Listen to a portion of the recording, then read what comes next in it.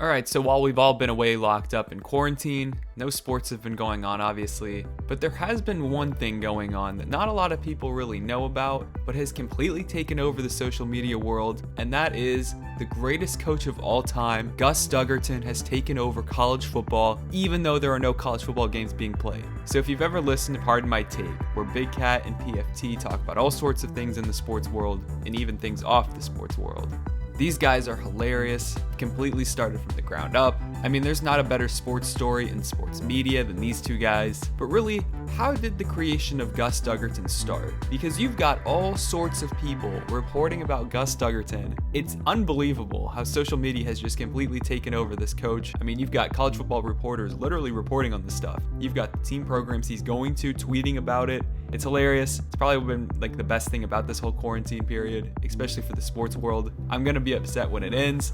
I didn't know when the best time to make this video would be, but I had to make a video about Gus Duggerton since I'm such a big fan of coaches to begin with. And the story of Gus Duggerton is one that starts off not too long ago.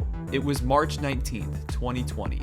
After the cancellation of the NCAA tournament, it really set in that there were going to be no sports for everyone. So then Dan Katz, aka Big Cat, decided to purchase an Xbox 360 along with NCAA Football 14. It arrived at his place on the 19th, and he chose to play the game mode that allowed him to create a fictional head coach to play with. And that's when we have the creation of possibly the greatest coach of all time, Gus Duggerton.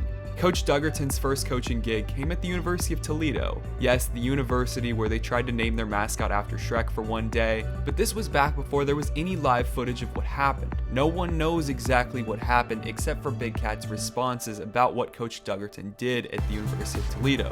Obviously by the score, you can see that he won pretty big, but after a full season of no footage, Coach Duggs actually then announced that he was leaving Toledo to become an offensive coordinator at Florida State University. Obviously, you know Florida State football has taken a bit of a hit recently. They used to be one of the top programs in the sport.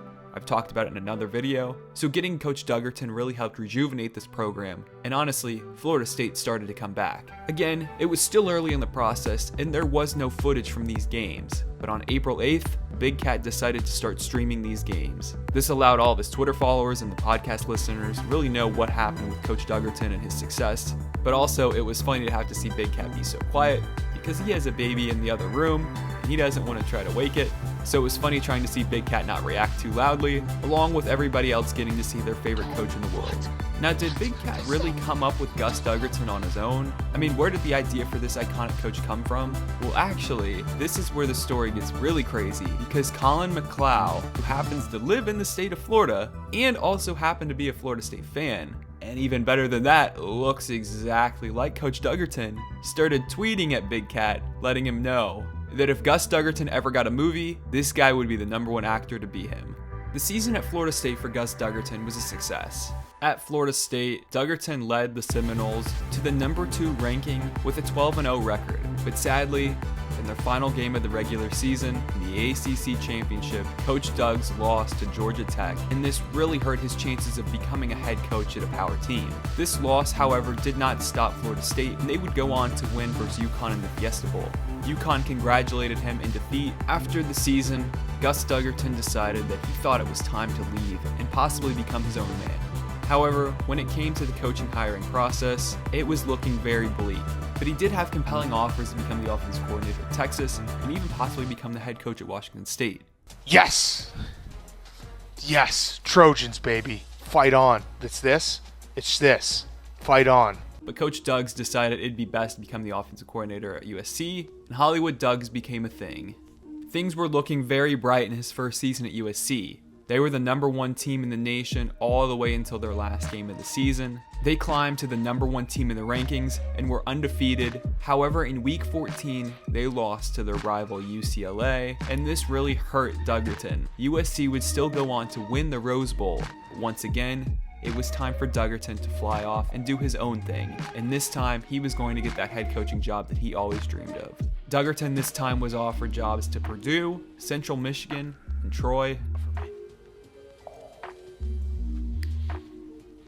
Texas Tech, baby. Air raid, air raid, air raid, air raid. But it was Texas Tech. It was the Red Raiders. That is where Duggerton needed to go, and he went to Lubbock, and things really took off down there in the air raid offense. Hollywood Dugs became air raid Dugs.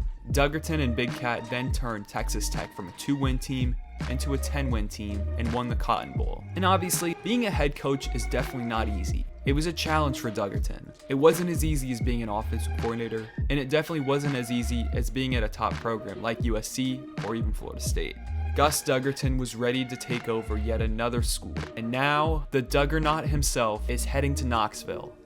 Top, you'll always be home sweet home to me. Good old Rocky Top.